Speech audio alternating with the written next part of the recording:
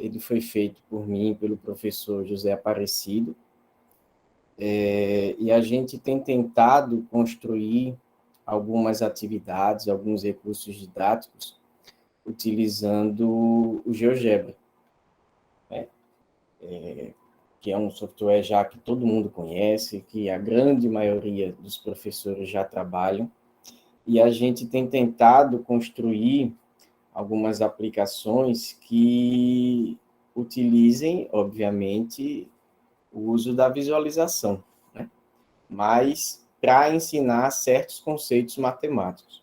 E o conceito que a gente trabalhou nesse trabalho é o da radiciação, certo? Como introdução, a gente tem um problema bem clássico que tem no livro de Platão, que ele fala sobre a duplicação da área de um quadrado. E eu não vou contar toda a história, mas assim, a forma que no livro é contado o diálogo, a resolução de um problema desse, que é a duplicação da área do quadrado, ele não é feito algebricamente. Ele é feito simplesmente utilizando artifícios geométricos, né, utilizando a visualização, para chegar numa resposta. Então, a gente vê que desde o início, a matemática ela tem também esse viés da visualização, do uso da visualização para aprendizagem, para resolução de problemas e etc. Pensando na radiciação, ela aparece na BNCC no 8º ano do Ensino Fundamental 2, mas nos livros didáticos ela está lá desde o 6º ano, né? Então, durante todo o Ensino Fundamental 2, ele vivencia esse conceito da radiciação em cada conjunto numérico que ele vai estudando, até chegar lá no ensino médio, onde ele vai até também ver com os complexos. E há vários estudos que têm focado nessas dificuldades dos alunos e aprender os conceitos. Porque muitas vezes a gente está mais preocupado com o algoritmo. Para calcular raiz quadrada, você vai fazer desse jeito, decore e aplique. Então, tem estudos que estão focados exatamente nisso, né? Nas dificuldades que eles têm de aprender esses conceitos da radiciação, e não somente saber o algoritmo para chegar em alguma resposta. Então, o nosso objetivo é, de fato, apresentar 3 recursos didáticos digitais que foram desenvolvidos no GeoGebra, focado no ensino da radiciação. E utilizando como modo teórico, vamos chamar assim, a visualização geométrica desse conceito, certo? Tem também no trabalho uma parte mais teórica, porque a gente tentou buscar em trabalhos de educação matemática, que tem também estudado essa questão da visualização no ensino.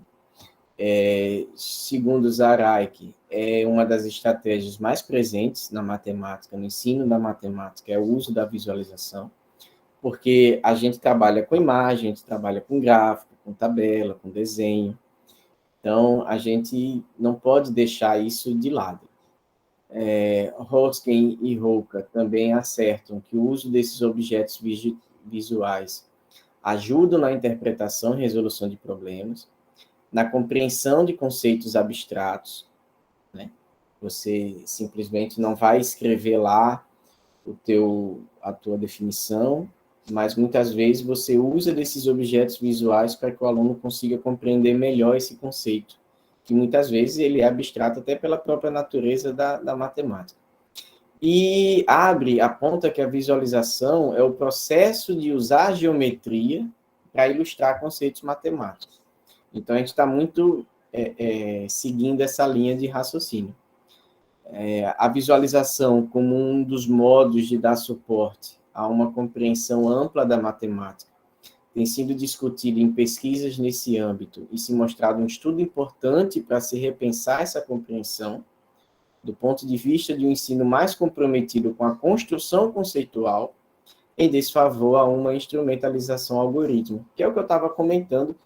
E para esse assunto é muito, muito visível isso, né?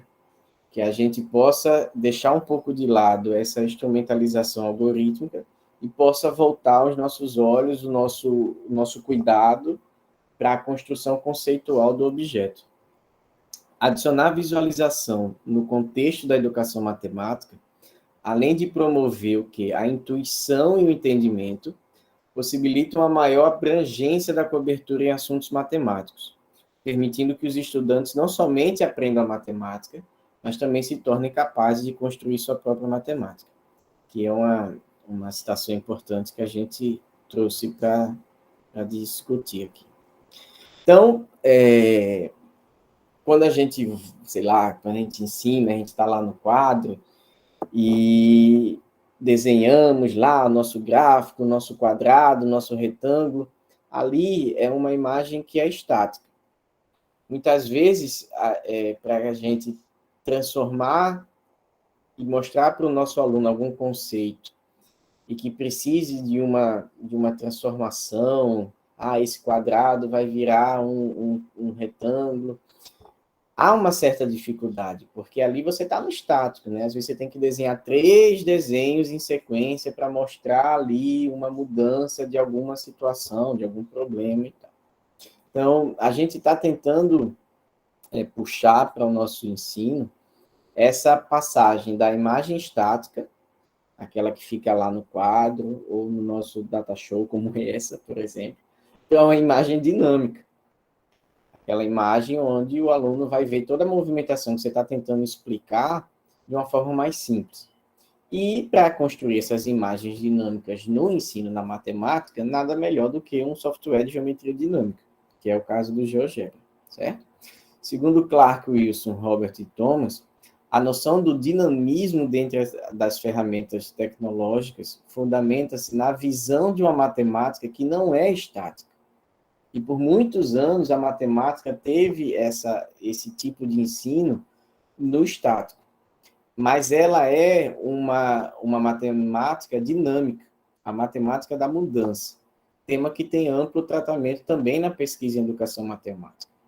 Obviamente, com o advento da tecnologia, isso ficou muito mais fácil. Porque hoje em dia você manda um link para um aluno, você manda um GIF, e ele baixa e ele vê ali aquele dinamismo da construção de um conceito, seja ele qual for.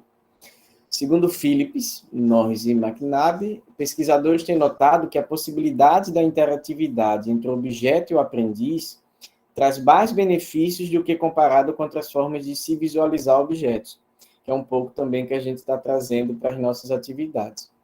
O uso eficaz de representações dinâmicas pode apoiar a investigação de conceitos matemáticos fundamentais, certo?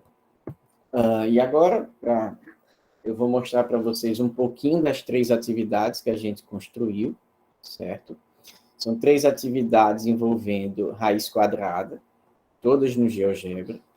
Algumas são coisas bem simples, sei lá, você ensinar no 6º ano, que é coisas básicas. Outras que vai envolver um pouco mais daquela parte do número irracional, que aí já chega um pouquinho lá no 9º ano. Eu vou mudar aqui de tela e eu vou apresentar aqui as 3 atividades, certo? Umas são atividades em si mesmo, onde você pode, no início de algum conteúdo, como, por exemplo, os quadrados perfeitos, você manda o link para o aluno e ele faz a atividade antes até de você explicar. Porque, por exemplo, nessa atividade que a gente construiu, tem 3 números e aqui, ó, ele dá umas instruções, né? Então, ele quer saber que se você clique nos números que você acha no número que você acha que tem raiz quadrada exata.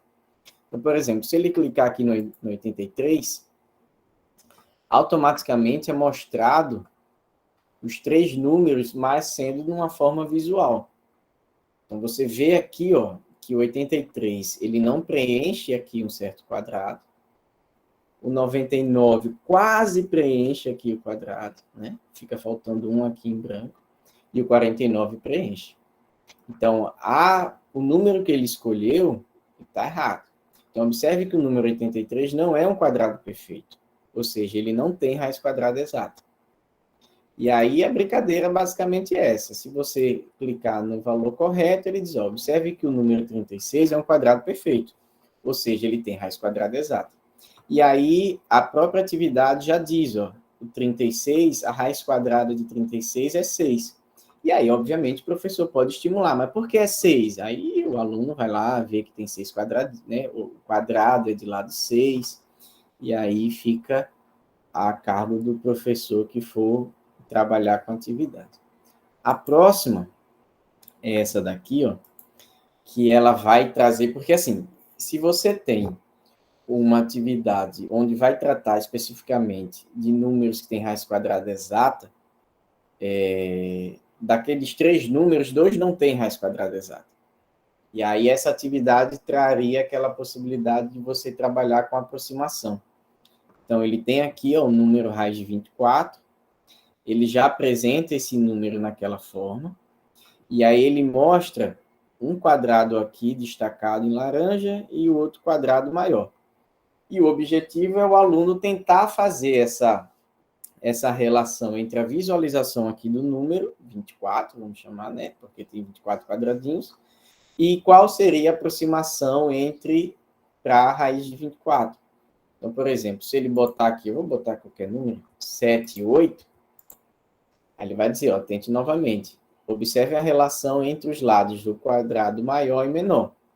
Então, aí ele vai olhar, bom, realmente, tem aqui um quadrado de lado 4 e um maior de lado 5. Então, se ele vir aqui e coloca isso, aí ele dá a resposta. Parabéns, observe que conseguimos completar o quadrado de lado 4, que é esse menorzinho, mas você não consegue completar o quadrado de lado 5. Logo, a raiz de 24 é um número que está entre 4 e 5. A gente nem está trabalhando aqui que valor aproximado é, nem nada. Mas só para fazer esse tipo de estímulo, para que o aluno consiga compreender essa relação de aproximação, certo?